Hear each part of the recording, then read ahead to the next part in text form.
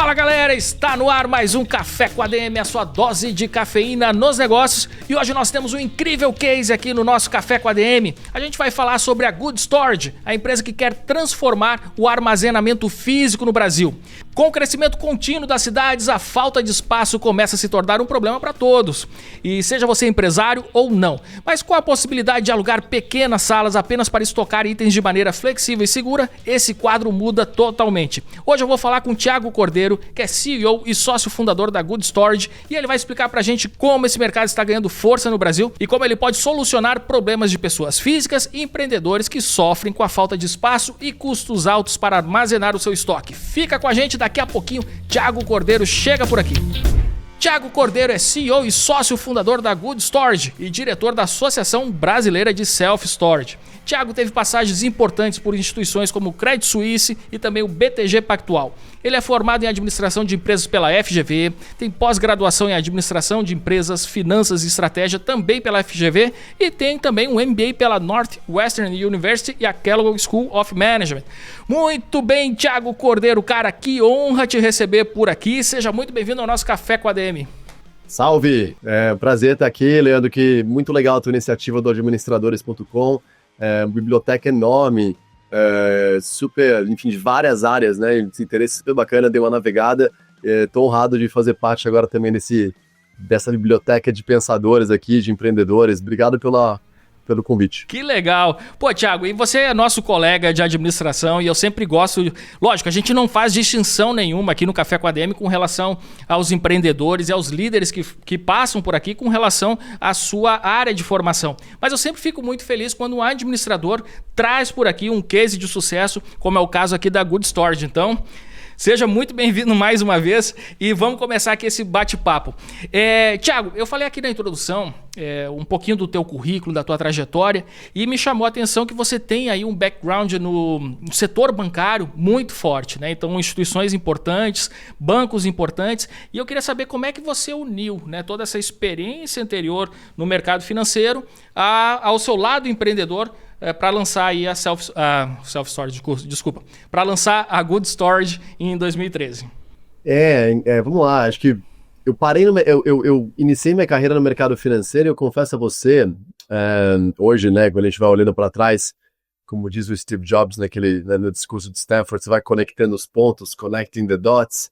Eu acho que foi por necessidade de segurança, né? Eu quando estava começando a fazer estágio, eu queria um estágio que me oferecesse já uma previsibilidade, ali, um horizonte de estabilidade financeira. Tinha uma questão financeira importante, de precisar me sentir seguro. Então foi um pouco por aí. E eu faço esse comentário porque eu sempre tive uma questão muito forte com pessoas. Mas logo eu fui para o mercado financeiro de novo, que era um mercado mais estável, seguro, já eram os melhores salários. Então teve um pouco a escassez ali me fez fazer uma escolha que quando eu olho para trás, talvez nem fosse o maior DNA, mas tive muita sorte, assim, muita oportunidade. O mercado financeiro, de fato, eu passei por instituições muito meritocráticas, que premiavam muito, abriam muito espaço, muita oportunidade, enfim, reconheciam muito o esforço e o mérito individual. E aí foi uma trajetória bem dinâmica, porque logo eu comecei num banco americano, Morgan Stanley, aí era mais mercado de capitais, mas logo em seguida eu fui trabalhar numa empresa chamada Hedging Grifo, à época era a maior gestora de recursos do Brasil. Cara, deixa eu só fazer um adendo aqui que não tem nada a ver com o nosso assunto, mas você falou aqui da Hedging Grifo e eu lembro que lá por volta de 2000 eu era cotista pelo Invest Shop do Hedging Grifo Verde, tá? E tinha lá uns... Verde, e aí eu tinha lá uns 30 mil reais na época e crescia e tal. E aí nessa época, acho que eu já contei essa história aqui, né? A maior cagada que eu já fiz assim com relação a investimento. A gente tinha uma distribuidora de alimentos, eu e meu irmão, e aí a gente precisava abrir crédito na Perdigão para comprar mortadela, cara. E a gente tava sem dinheiro e tal, e eu caladinho ali na minha, eu peguei e falei, olha, eu tenho um dinheiro investido aqui no Hedging Grifo, aqui no verde, né? Tirou. Aí tirei para comprar mortadela, cara. Essa mortadela não deu em nada, né? Mas, enfim, esses 30 mil hoje seriam uns 2, 3 milhões de reais. Essa aí foi a história. no grande, puta, muito, no grande do Setúbal. Sabe que em 2000, você mencionou 2000 foi o primeiro trabalho, na verdade. Eu ainda estava no primeiro ano da GV, nem podia trabalhar, mas eu saía de moto às 4 da tarde, o único dia ia até às 5 a aula. Eu vou confessar algo também que acho que eles faziam isso para realmente bloquear nos primeiros 2 anos das fundações, das matérias mais de fundação, para você não estagiar. Então tinha um dia que ia até às 5, os outros dias iam até às 3, algo assim. E aí, nunca tinha contado isso aqui, eu cabulava, eu saía 10 para as 4, toda vez que era essa aula das 5, pegava a moto, descia aqui para quem é de São Paulo, a Rebouças, né? E eu consegui um estágio já no meu primeiro semestre na faculdade, que era na Patagon.com, 2000, Olha que que era a bacana, primeira corretora home broker online do Brasil. Esse negócio de operar em bolsa de valores para pessoa física era uma coisa ainda super distante e tal, e eles vieram com esse modelo, então a gente era Patagon, um website, né, operações online e tal, e eu fazia o atendimento do final do mercado de saque mesmo, atendimento por telefone. E o aftermarket, né, que aí você tinha o aftermarket que era das 6 às 10 da noite só pelo eletrônico. Que Aí bacana, ficava lá no cara. telefone, achava o máximo, era um escritório tudo bonitão, era o bundas.com, né, nos Estados Unidos, ano 2000, e era um escritório todo aberto, telefonezinho igual da Madonna, era tudo lindo, eu lembro. Você falou de 2000 e falou, eu lembrei. Olha aí E que aí tava bacana, lá. cara. E aí eu fui pra Red Gree, e aí trabalhando na Red Gree, eu fui, então, enfim, lugares que me ofereceram muito dinamismo. Na Red Gree, eu comecei logo no início, 2003, a desenhar os primeiros produtos, primeiros fundos já com um olhar de investimento imobiliário, né? A Red Grifo tinha essa no DNA, essa questão de ser uma partnership e apostar muito em talentos jovens, era um ambiente, de fato, de novo, muito aberto assim, a quem tinha energia, a quem queria preencher espaço. Essa coisa de imobiliário, aquela época era algo ainda muito no início, assim, então uma oportunidade ali, um patinho feio, que eu acreditei, e comecei já desde então, 2003, a dedicar já minha carreira a investimentos imobiliários, mas sempre sendo gestor de fundo, sendo gestor do capital, né, e aí avaliando oportunidades no mercado imobiliário. Então eu representei investimentos no mercado residencial, shopping, galpões, hospitais, loteamentos, enfim, várias classes de ativo. Fui construindo minha carreira dessa forma. Aí da Red Grifo eu fui trabalhar para um fundo de private equity já no setor imobiliário, mas que montou uma startup à época, chamava-se Bracor, junto com o CEO fundador, que era o Carlos Bettencourt, bem no iniciozinho, não tínhamos nem escritório. Foi uma jornada de 5 anos, e aí sim já 100% focado em real estate, né, em imobiliário. A gente fazia essas operações build to suit e sale leaseback, que a turma chama, então, de você comprar os ativos das empresas e alugar de novo para elas mesmas, né, para desimobilizar, tirar do balanço, a turma que é grande audiência aqui de administradores, não somente, mas então, de desimobilizar ativos das empresas, né, Que e fazer bacana, cara. contratos de locação de longo prazo, ou de você colocar, em vez da empresa ter que investir no capital próprio para crescer os seus ativos, os imóveis, a gente construía sob demanda das empresas. Fizemos isso por 5 anos, vendemos essa empresa, como era o ciclo esperado, para um outro player do setor, e eu fui para o BTG, voltei para o mercado financeiro, mas já com o meu chapéu, com alguma expertise de ser um gestor de investimentos imobiliários.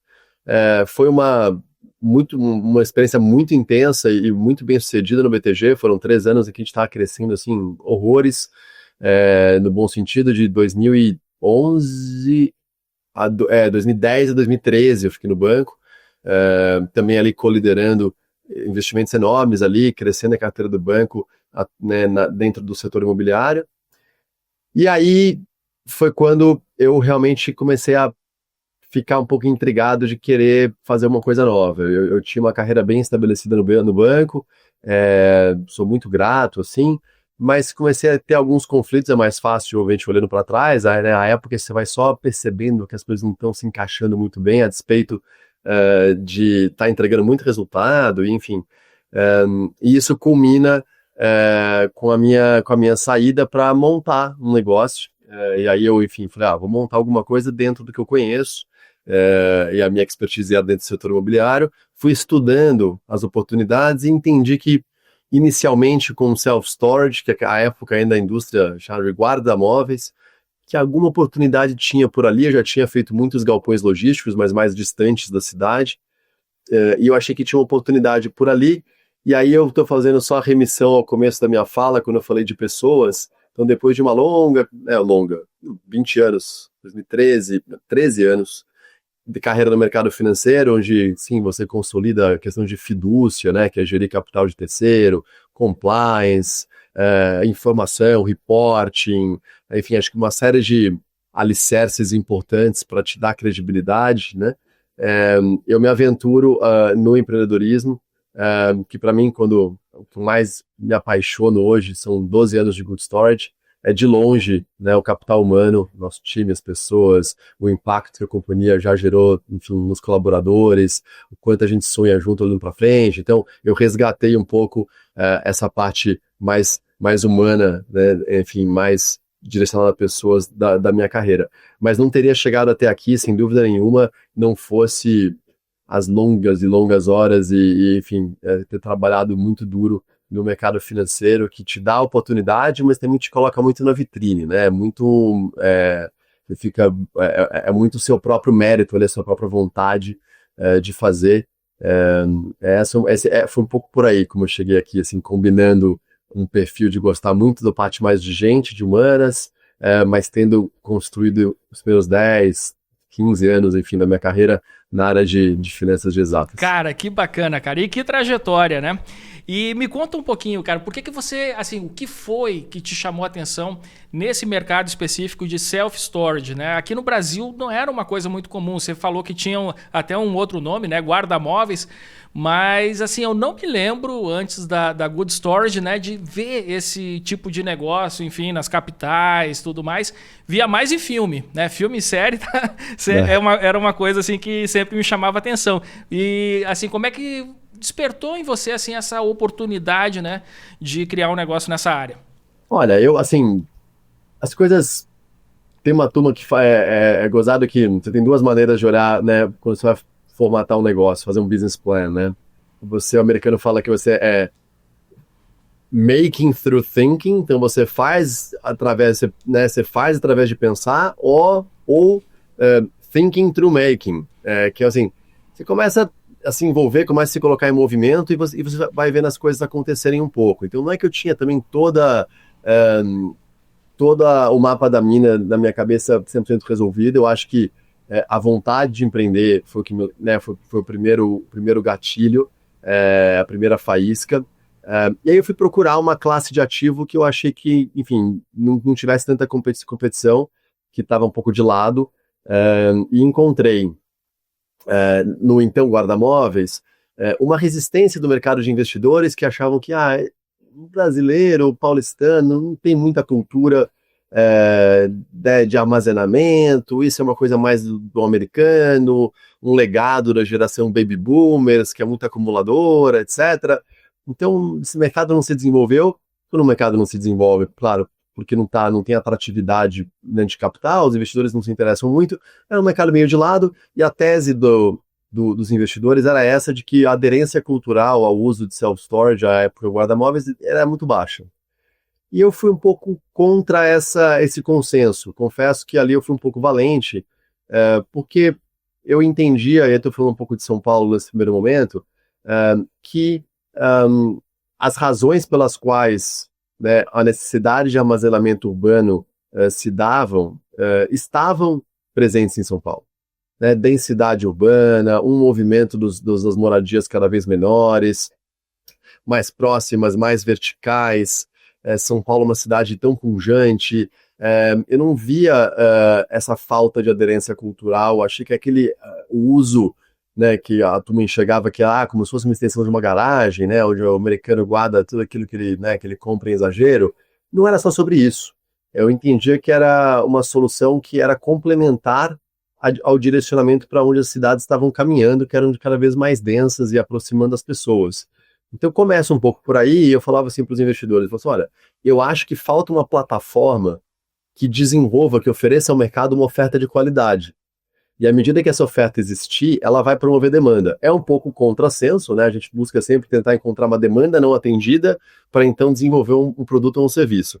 E eu acreditava, eu falei, então, olha, à medida que eu colocar essa oferta, né, que eu promover esse uso que hoje não é promovido, porque inclusive as localizações das unidades são muito periféricas, né? Eu quero monetizar a funcionalidade. Eu tenho que entrar perto das regiões que são mais densas de residência.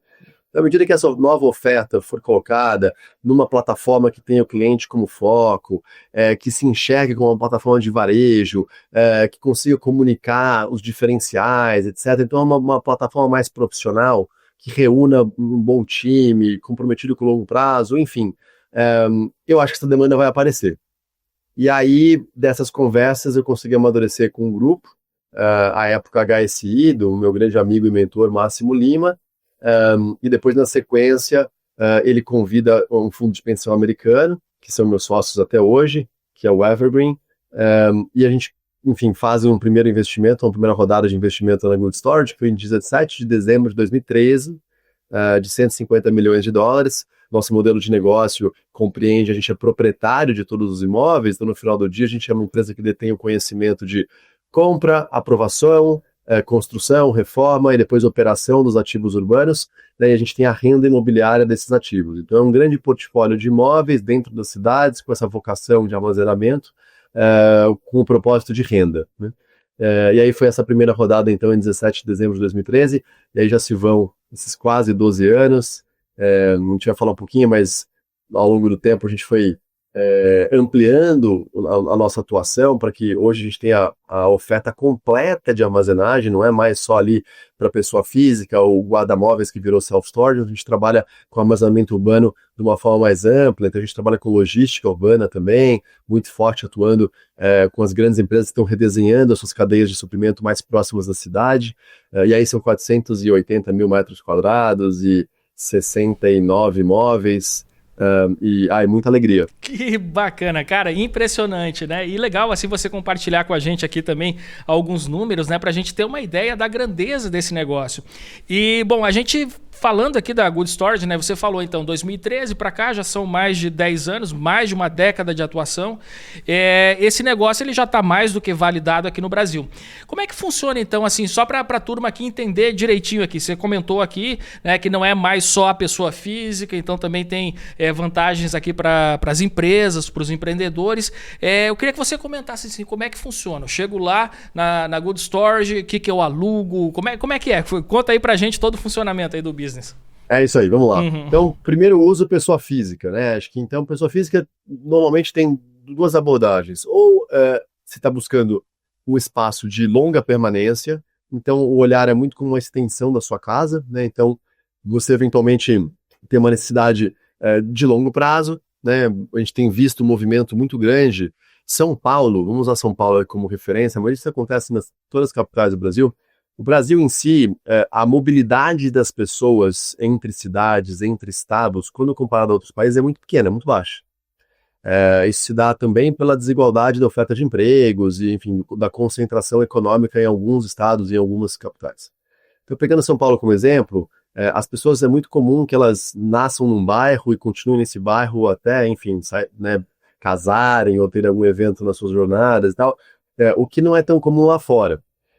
Mais recentemente, a gente tem visto mais mobilidade urbana, os bairros estão efervescentes, né, as unidades, os apartamentos um pouco menores, conseguindo convidar as pessoas também a se mudarem, então a parcela do apartamento é mais barata, ou aperta um pouquinho, o espaço é um pouco menor, mas convidando novos entrantes nos novos adensamentos dos bairros.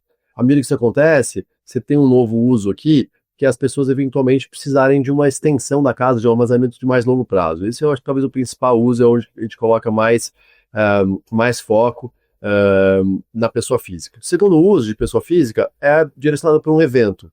Então, um divórcio, uma mudança, uma reforma, uma saída temporária do país, um luto, enfim, você tem uma necessidade por um tempo específico de precisar armazenar coisas, né, em um determinado lugar. Então, self-storage de pessoa física e variações para cá ou para lá, mas tem um pouco esse olhar, e aí são contratos mensais, isso é muito importante, sem fiador, todo o processo de locação, todo o relacionamento, a gente procura tirar todo o atrito dessa relação, então você consegue fazer praticamente toda a jornada online, você, né, recebe uma senha, que te dá acesso às unidades, né, aos diversos portões de carro, caminhão, portão, você entra a pé, etc., sempre na área segura. Você leva ou compra na nossa unidade o seu cadeado, você tem acesso amplo, restrito e confidencial ao seu espaço que você alugou. E aí você tem de 1 metro quadrado, que é um armário, um locker, como a gente diz, até normalmente nas unidades mais dentro dos bairros, que são até mais verticais, 50 metros quadrados mais ou menos, que já é um espaço bastante grande. Então você tem total acesso, livre acesso, independente, né? O self-storage, o armazenamento, auto-armazenamento, a unidade. Então, basicamente, acho que esse é o uso de pessoa física. Na pessoa jurídica, aí a gente tem tanto nas unidades de self-storage, né? Ainda mais dentro dos bairros, nesses espaços que a gente chama de box, são os espaços, boxes, mais maiores, 50 metros quadrados e tal, você tem ali o empreendedor, a pessoa que é o que faz vendas, né, o seller de marketplaces de e-commerce, etc., enfim, importadores, tem esse B2B um pouquinho menor. E aí, no tempo, a gente foi entendendo, estudando um pouco mais essa carência dessa solução mais flexível dentro do contexto, né, da teia urbana do storage, e a gente foi ampliando para 2 novos produtos. Um a gente chama de Flex, que são unidades de 50 metros quadrados a 500 metros quadrados, aí já bem voltada, né, a pequenas e médias empresas, não somente, mas principalmente, com um denominador comum, sempre muito próximo ao centro urbano. Então a gente está preenchendo um espaço de infraestrutura que era entre o centro urbano e os grandes galpões logísticos que vão ficar uns 50 quilômetros do centro urbano. Né? E aí, num segundo momento, a gente deu mais um passo na cadeia de oferta de espaços de armazenagem para os galpões de logística urbana. Então aí sim são espaços, a gente tem o nosso maior espaço, são 10 mil metros quadrados, a gente tem como cliente, de novo, não somente esse setor, mas todos os principais varejistas eletrônicos que a gente conhece, setor de farma, enfim. E aí, o que acontece aqui, Leandro, é o seguinte, à medida que as cidades têm ficado mais densas e as pessoas têm se aproximado, morado cada vez mais próximas, né? Esse é um conflito um pouco mais moderno, de uns 30 anos para cá de urbanismo. Lá atrás, o urbanismo era tentar, né, espalhar a cidade. Né? Isso carecia de levar infraestrutura pública, aí você tem questão de atrasos, tem que levar o metrô, o trem, e a coisa não funcionava muito bem.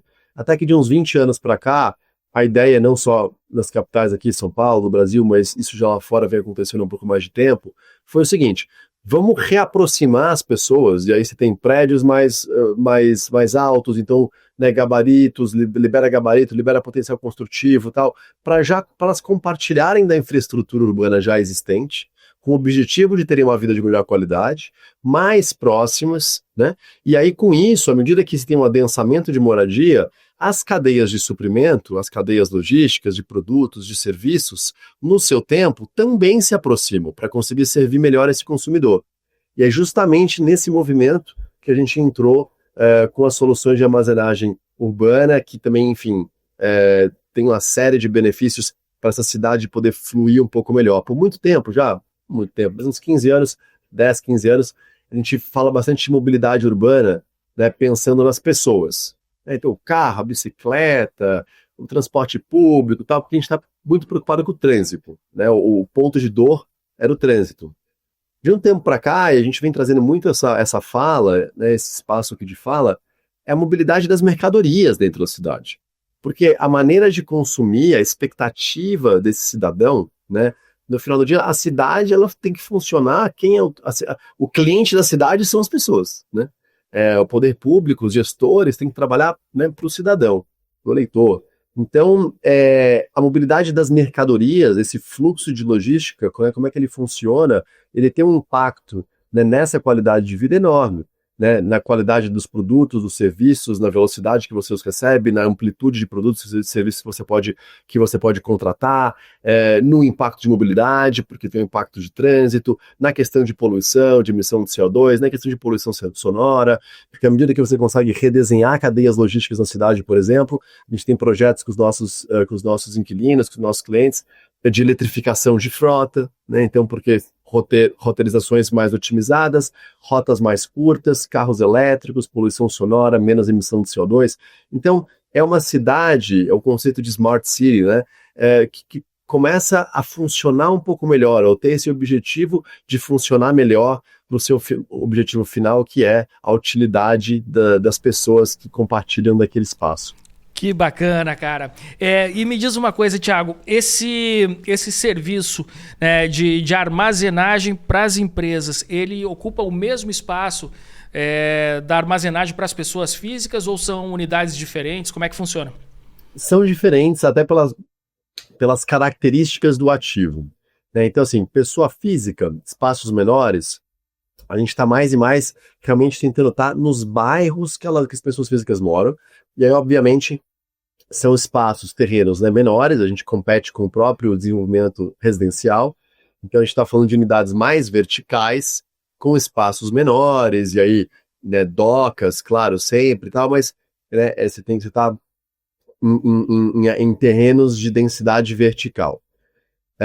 Para as pessoas jurídicas, você precisa de mais circulação, um fluxo de caminhão um pouco maior e tal, ainda sempre dentro do raio de 10, 15 quilômetros do centro, então é dentro da cidade, mas as características desse terreno são terrenos maiores, mais amplos, novamente, né, tem um fluxo de caminhões, de mercadorias mais intenso, então as unidades costumam ser, né, mais térreas, em terrenos maiores, menos verticais, e aí mais voltadas, horário de funcionamento, etc., à atividade, né, das pessoas jurídicas. O mercado de e-commerce, por exemplo, ele funciona, tu um pouco sabe disso, mas das 4 às 8 da manhã, mais ou menos assim. Vem as carretas de fora de São Paulo, né, ou de fora das grandes capitais, derrubam as mercadorias nessas unidades, das 4h30, 5 da manhã até às 7, eles fazem o que a gente chama de sorting, que é separar as entregas, só tem toda uma tecnologia de dados por trás disso, e aí normalmente entre 6h30, mais ou menos 7 da manhã, começam a sair as primeiras entregas. No final do dia o espaço está livre de novo. Então, a cidade, né, essa cidade mais densa e com esse novo tipo de comportamento de consumo, passa a funcionar um pouco mais 24 horas. Né? E é curioso, sem me alongar aqui, mas até pouco tempo atrás, até o poder público, inclusive, via logística, né, logística como caminhões, e caminhões como um problema para a cidade, porque atrapalha o trânsito e tal, então colocava restrições, cada vez se ampliava mais as áreas de restrição de caminhões, cada vez se ampliava mais os horários em que não era permitido os caminhões, só pensando no trânsito. Quando, na verdade, a cidade que funciona bem tem que convidar a logística para participar da dinâmica urbana. Né? Tem que convidar as mercadorias para conseguirem funcionar melhor. Tem muito mais utilidade pública um veículozinho que está fazendo 40 entregas para 40 famílias do que as 40 famílias de carro irem comprar coisa no mercado. Então, quando você, né, tem uma mudança de mindset acontecendo, né, de como é que essas artérias, que são as ruas e avenidas, funcionam melhor, com que tipo de veículo, com que tipo de propósito. Perfeito. Então, é muito interessante, assim, mas a gente vê que tem tido uma transformação no contexto urbano, onde a armazenagem, tanto pessoa física e jurídica, vem, né, ao encontro dessa modernização, que tem um pouco essa mentalidade. Cara, que interessante. Isso é uma coisa que, pra gente, né, que não é do ramo, passa completamente despercebido. Né? Olha que bacana, olha que importante aí, turma. Muito bem. Porque tem uma coisa curiosa, Leandro, que também é o seguinte, a turma vê o crescimento do e-commerce, né, por exemplo. Cresceu 20% em receita e tal. A gente não olha quanto cresce em receita. A gente olha em quanto cresce em número de envios. Porque quanto mais a plataforma e todas essas ficam, a turma chama do UX, né, User Experience e tal, quanto mais fácil de usar, quanto mais inserido na sua rotina, etc., você vai fracionando mais as contas. Então, você lembra de alguma coisa? Né, aquela coisa do frete grátis e tal, o valor mínimo está cada vez menor e tal. Toda a evolução do setor te promove a comprar mais fracionado, a comprar assim que você tem necessidade, não esperar depois. Então, para cada 1% que cresce em receita, o setor, não cresce 1% o número de entregas. Cresce um exponencial disso, porque você está comprando compras menores. E aí pensa que, de novo, mobilidade de mercadorias, porque a cidade tem que funcionar. Então, o desenho logístico de 5 anos atrás não funciona nas cidades mais. A gente precisa de uma nova infraestrutura, entende? Muito bem. Bom, falando aqui de empreendedores, aqui de negócios, né? A gente sabe que o estoque, né? Ele é sempre um calcanhar de Aquiles para vários negócios. E a gente sabe que para você ter, né? Poder guardar um grande estoque, ter ali uma armazenagem dentro do seu próprio negócio, isso vai encarecer o seu custo de aluguel. E aí eu queria saber como é que a Good Storage, né? Reduz esse impacto no bolso do empreendedor. A gente tem ainda o hábito, né, de olhar, né, o custo do aluguel para quanto custa por metro quadrado. Que a proposta que a gente traz é mudar e tentar entender qual é a eficiência do metro quadrado que eu alugo. Porque, claro, localizações mais nobres têm um aluguel mais caro. O que é o aluguel, né? O aluguel é a derivada de quanto se espera de um investimento, que é o valor da propriedade, quanto custa aquele ativo, quanto custou comprar aquele terreno e reformar ou construir aquele ativo, né? Dividido, né? Então o valor que eu tenho do aluguel dividido pelo valor do investimento total. Esse dá um valor aqui que é o yield, né? Então quanto que eu ganho por mês ou quanto que eu tiro por ano sobre quanto eu investi. Imóveis, regiões mais caras, carecem para ter um retorno, uma atratividade mínima do investimento de um aluguel um pouco maior. No entanto, estando mais próximo, à medida que você otimiza a sua cadeia, você precisa de espaços muito menores, porque a eficiência do seu giro é muito maior. Então, né, assim, a gente vê empresas, por exemplo, vindo mais para dentro de São Paulo, né, saindo de 20, 30 quilômetros mais distantes e reduzindo metade o tamanho locado. Então, numa conta de padeiro, se você aluga metade do espaço que você alugava a 40 quilômetros do centro, você pode pagar o dobro por metro quadrado e está na mesma conta, né? Então a gente também joga muito com essa, e tem um tempo de aculturamento aqui, claro, mas com essa questão da eficiência, né, do metro quadrado. E aí você começa a colocar outras questões, né? Eu fiz aqui uma básica que é, se eu alugava 10 mil metros fora de São Paulo por 20, e agora eu alugo 5 mil metros fora de São Paulo por metade, pelo dobro disso, dá na mesma. Só que não é só isso. Você tem os SLAs, né, que enfim são o Service Level Agreement, quanto que quão satisfeitos estão seus clientes, qual que é a sua assertividade no produto ou serviço que você entrega, de data, hora, atendimento, enfim. Você tem uma série de intangíveis que às vezes demora um pouco para a empresa conseguir capturar isso, mas mais e mais isso tem ficado mais claro. Tanto que assim, a gente tem vários clientes hoje que estão em vários imóveis nossos na cidade. Então essa é outra tendência. Ao invés, né, de uma determinada empresa ter um imóvel um pouco maior, 20, 30 quilômetros do centro, e lá ela concentra tudo que ela despacha para todas as áreas da cidade, ela pode eventualmente pensar, não, vou ter 2 ou 3 imóveis menores, um na zona sul, um na zona oeste, um na zona norte, e assim eu cubro a cidade de uma forma mais eficiente e mais fracionada, por exemplo. Uma outra coisa também que a gente faz, a gente tem muitos tamanhos de módulos. Para quê? Para você não carregar espaço ocioso.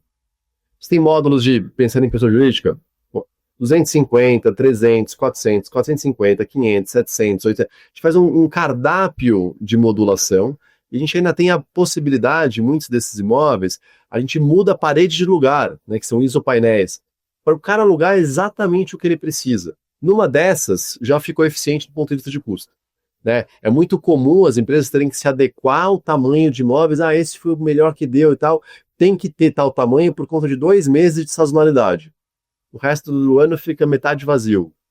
Esse é um custo que não fecha. Então tem tem um aumento no valor por metro quadrado de locação, mas tem uma grande eficiência na metragem que você precisa à medida que você se aproxima mais do destino final que você entrega o seu produto, que você oferece o seu serviço. Sensacional. Muito bem. Thiago, me conta uma coisa, e com relação a pessoas físicas, né? Você pode passar aqui pra gente assim, qual que é a parcela de clientes que são pessoas físicas e também quais são as maiores demandas desse público? Assim, eu fico imaginando, né, o que a turma, enfim, usa o espaço da Good Storage ali para armazenar, né? Então eu fiquei pensando em várias situações, né? Desde mudança, como você falou, enfim, passar um período fora do Brasil ou da cidade, aí você, vou alugar minha casa, meu apartamento, onde é que eu vou deixar todos os móveis lá ou eu tiro tudo da casa e coloco no espaço? Enfim, isso é uma coisa que já foi um dilema na minha casa, por exemplo, né? Por isso que eu estou lembrando aqui que seria uma solução para esse dilema, né? É isso, acho que a vida das pessoas, né? Eu estava te falando, mobilidade, dinamismo, né? Então, você, por exemplo, também ter a oportunidade de poder contratar uma locação mensal, sem fiador, cancelar a hora que quiser, sem multa de cancelamento, para ter um espaço adicional, te permite, por exemplo, avaliar melhor, testar um outro bairro, testar morar mais perto de onde você trabalha, alugar um apartamento um pouco menor, mais perto de onde você trabalha, pega um tanto de coisas, coloca num storage, testa, vê, muda um pouco a sua rotina. Eu acho que mais e mais fica evidente o quanto, né, a felicidade, a utilidade, né, do seu dia a dia está vinculada ao quanto você consegue organizar a sua logística pessoal. E aí, né, morar perto do trabalho, que para muitos a gente ouve e diz, não, isso é um dom, isso é um luxo, né, isso é um...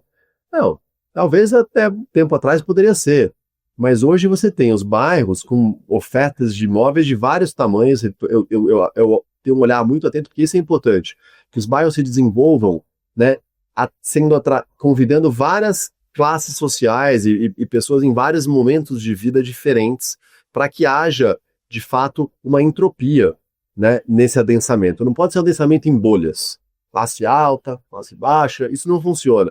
A cidade, para funcionar melhor, ela tem que ter uma simbiose, inclusive do momento de vida de cada das pessoas, ou das mais privilegiadas, da que ainda estão no momento de crescimento. Então, por exemplo, né? Então, você ter essa possibilidade, né, perto de onde você está pensando, considerando morar, fazer um teste, alugar algo menor para ver se funciona, coloca essas coisas no storage, aluga seu apartamento, pega o valor desse aluguel, dá de entrada na parcela de um novo para comprar, aluga o teu apartamento, põe as coisas no storage.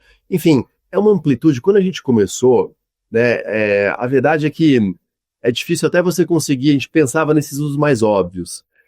Mas tem tanta coisa, tem pessoas que são colecionadores, por exemplo, e tem nos seus espaços conosco, assim, quartinhos montados, bibliotecas, com até poltronas para poderem...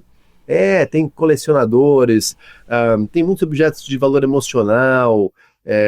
A pandemia, né, foi também um catalisador, um promotor do uso do self-storage, porque redesenhou um pouco como as pessoas interagiam com as suas próprias casas, né, precisando de mais espaço, seja para montar o home office, seja para, de fato, ter um lugar mais organizado, porque passaram a ficar o dia todo em casa, enquanto ficavam normalmente 2 horas de manhã, 2 horas antes de dormir.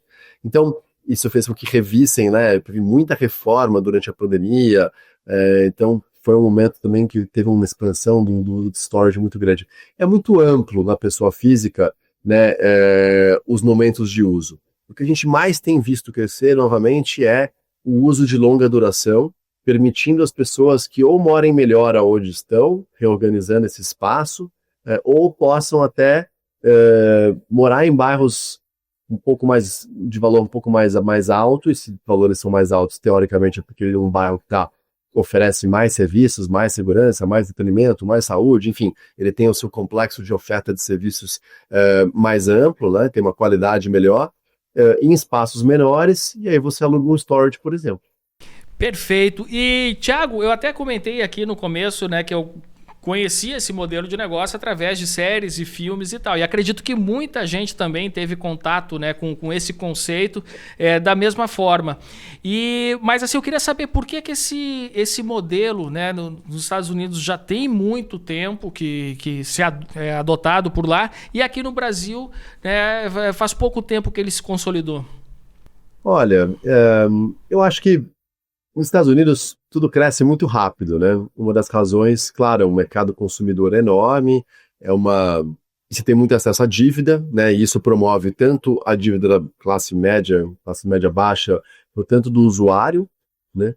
E aí promove uma sociedade muito consumidora, quanto para o empreendedor.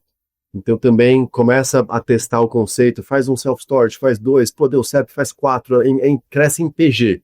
Tamanho é a amplitude de financiamento imobiliário que você tem nos Estados Unidos para o empreendedor. Então, a velocidade de crescimento do mercado americano, o lado da demanda é muito profundo, sem dúvida, e no lado da oferta, com esse amplo acesso, tanto a capital de equity quanto a capital de dívida, faz com que o empreendedor sempre esteja um pouco à frente, né?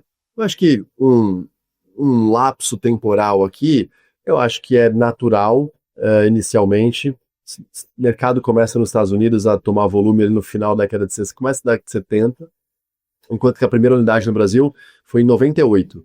Né? Dali para frente, a gente vem crescendo ali, eu sou presidente da Associação Brasileira de Self-Storage, torno de 10% ao ano, nos últimos 12 anos que a gente acompanha, que é um bom crescimento, muito acima do PIB, mas muito aquém do que poderia ser. E a principal razão disso é, de fato, o custo do financiamento, né, para o empreendedor em geral, mas para o empreendedor imobiliário aqui no Brasil. Então, demora muito tempo até que esse empreendedor se capitalize depois de fazer uma unidade para lançar uma segunda unidade. Né? Eu acho que nos Estados Unidos tem um pouco essa combinação. Agora, quando a gente olha para a nossa realidade, né, é hoje um conceito testado em mais de 88 cidades, em todos os estados do Brasil, em cidades de diferentes tamanhos, de diferentes densidades. São 582 operadores de self-storage pelo Brasil, como vultuosidade aí no setor muito por crescer, mas como tese, né, acho que consolidado e comprovado que é sim uma oportunidade e um ativo imobiliário a ser investido muito, muito promissor, muito resiliente também. Então, acho que a gente vem recebendo aqui através da associação muito interesse de muitos empreendedores e investidores de levarem o self-storage para muitas cidades. Legal. E a Good Storage, né, cresceu não só com as unidades próprias, mas também por meio de aquisições estratégicas, né, como foi o caso da compra da Guardia Aqui no ano passado, que praticamente dobrou o número de locatários. Você acredita que ainda tem espaço para crescimento desse mercado no Brasil? Você comentou, né, que esse crescimento é de 10% ao ano. E aí, assim, quais são os planos de crescimento da Good Storage, né, diante desse cenário? A gente vem muito satisfeito com as performances dos ativos. Hoje a gente tem 5 ativos em construção. A gente vai inaugurar aqui em São Paulo mais 2 ativos de self-storage, 2 ativos dessa tipologia flex e um parque logístico. E continuamos, enfim, olhando oportunidades nas 3 vertentes, na vertente pessoa física, pequenas e médias empresas e grandes empresas também. A gente acredita que o movimento das cidades é alinhado novamente ao crescimento da demanda por espaços mais inteligentes dentro das cidades, que permitam esse funcionamento acontecer, seja na vida das pessoas, seja nas cadeias de distribuição e produção das empresas, de uma forma mais eficiente e mais fluida. Então, a gente, esse ano, deve estar entregando um crescimento aí de receita de uns 40%, e ano que vem a expectativa é seguir na mesma toada. Estou muito animado. Cara, é impressionante, porque é muito acima, né, do crescimento do próprio mercado. Né? A gente tem também, acho que, a sorte de contar com, né, um sócio, que é um fundo de investimento americano, chamado Evergreen, que tem essa visão de longo prazo, que gosta dessa classe de ativo. Então, nós aqui, meus sócios, que atuamos aqui no dever fiduciário, a gente acho que conta com um bom parceiro que vem permitindo também a gente ter esse crescimento. Claro que por trás de crescimento, né, de um lugar de dever fiduciário, tem que ter resultado. Então, o resultado operacional vem suportando e apoiando esse crescimento. Mas acho que as engrenagens todas têm funcionado bem, graças a Deus. Legal. E, Thiago, assim, quando a gente fala, né, de self-storage, né, o que a gente imagina, novamente, eu aqui de fora do ramo, olho para o ramo assim, olho para uma unidade de armazenagem ali, de self-storage, eu penso, é um negócio tradicional. Mas aí eu queria saber de você, assim, qual que é o papel da tecnologia, o que envolve de tecnologia para se administrar um negócio como a Good Storage? 90% do fluxo comercial vem online.